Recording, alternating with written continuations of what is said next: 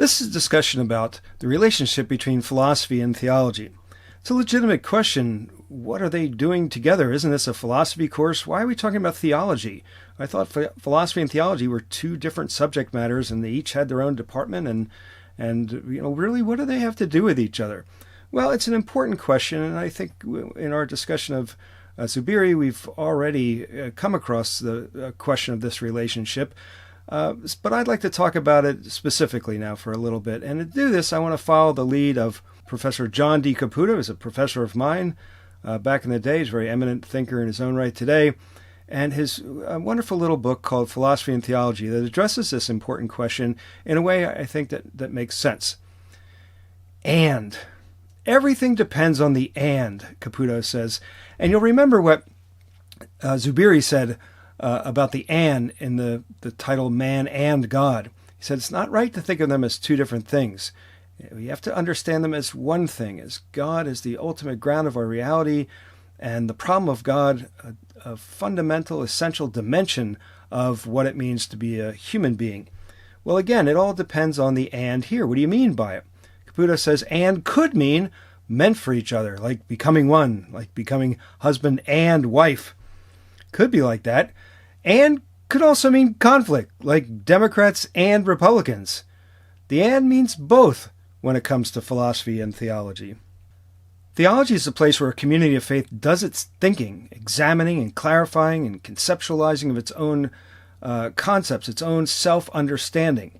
But theology then, therefore, starts with some presuppositions, the presuppositions that are essential for characterizing one religious tradition or practice over another. Philosophers like to think of themselves as independent, not representatives of some particular community, something that everybody could do. Philosophy is supposed to be about unencumbered reason, from foundations to principles. Reason can get as far as it can get, and that's what philosophy does, whereas theology is thought to have these presuppositions that you have to accept even in order to get started.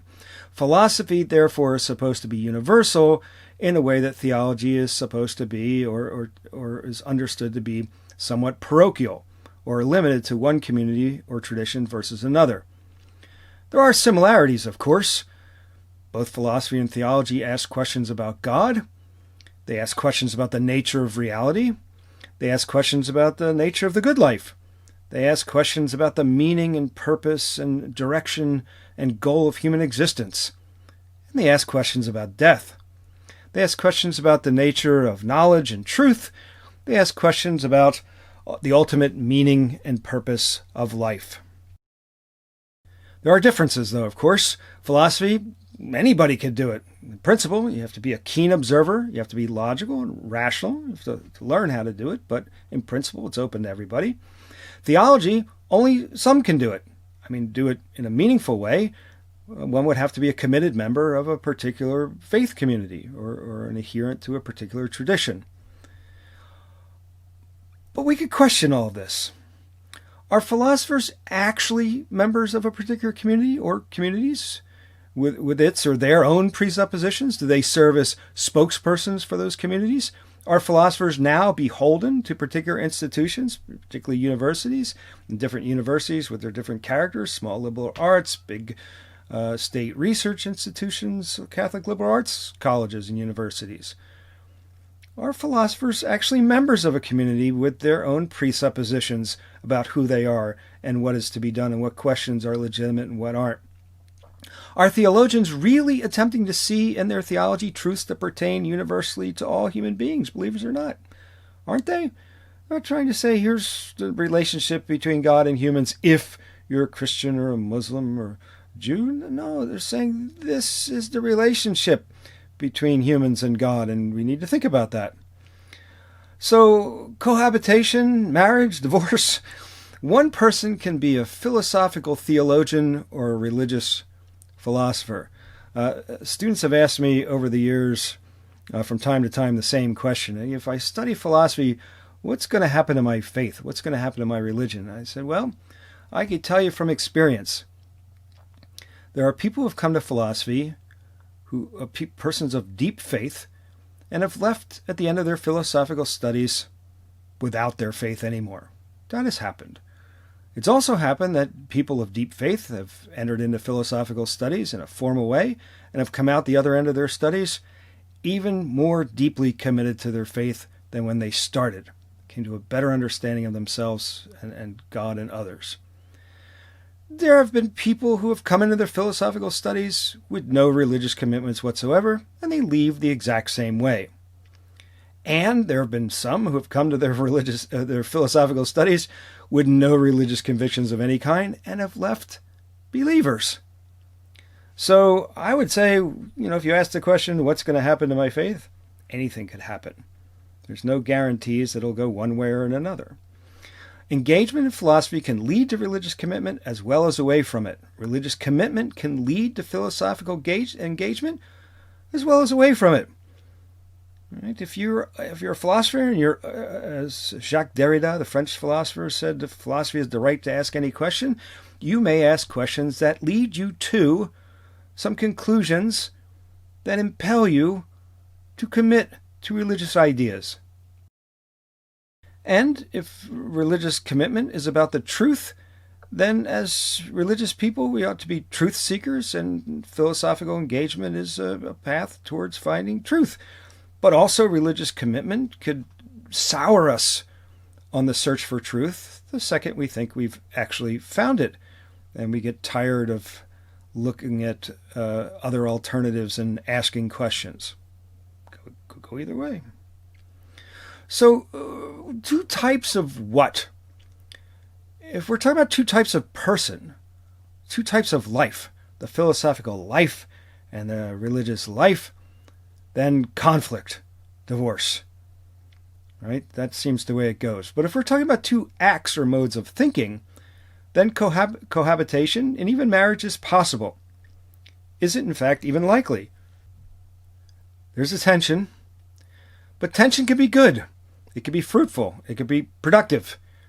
When you're feeling tense, sometimes it gets you up, it gets you moving. But tension can also be bad or debilitating, even paralyzing. Depends. There might be practical and even political reasons for maintaining theoretical boundaries between philosophy and theology. An example of something along those lines might be that in order to have an ongoing, meaningful community of practice, we might have to set those philosophical questions out to the margins a little bit. And the same thing for practicing philosophy. If we're not required to deny our beliefs, our important fundamental beliefs coming into the study of philosophy. But if we lean on them too heavily from the beginning, maybe philosophy just becomes a kind of theological indoctrination of some kind, and that would be cheating philosophy. But there might be theoretical reasons for blurring those practical boundaries or those borders or limits. We may only get so far in philosophy if we demand that there's a big wall between philosophical and theological engagement. And the same goes for theology. We may come to a narrow and crabbed understanding of our faith and our relationship with God if we insist on hardened borders between philosophy and theology. It might be good theoretical reasons to keep things loose, open things up, make things porous a little bit. There are risks. Theology and religious commitment can result in ideology, and they do. They not just can, but they do. They have to. That's part of what religions and theology do. They give us those lenses, as we talked about, for seeing reality. That ideology might help us see and understand reality and our place in it. But if it starts to mask or falsify reality, then philosophy must do its work of disideologization, as A. Correa calls it. Philosophy asks why and what is it really? Those are the two fundamental questions. That's what it all boils down to when you're doing philosophy. It gets very nuanced and complicated from there, but that's what it's about. It applies logic and reason and seeking answers, but it's liable to two related kind of dangers. It can, as we've already talked about, itself become an ideology that masks reality. Philosophy becomes about philosophy rather than about reality. Philosophy might become what it tends to become in academia, a discipline that's all about itself, when in fact philosophy ought to be all about reality.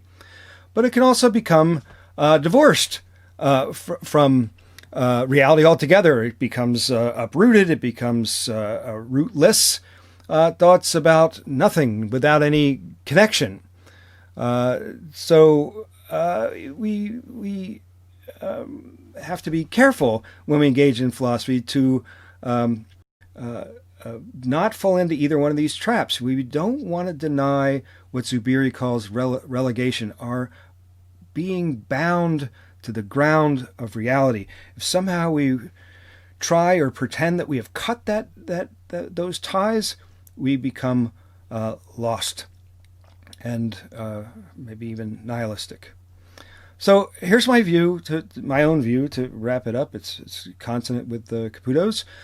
If philosophy must begin with the facts, and relegation is a fact, as Zubiri says, you can find it by immediate analysis. It's not a matter of adopting some pre-formulated theory.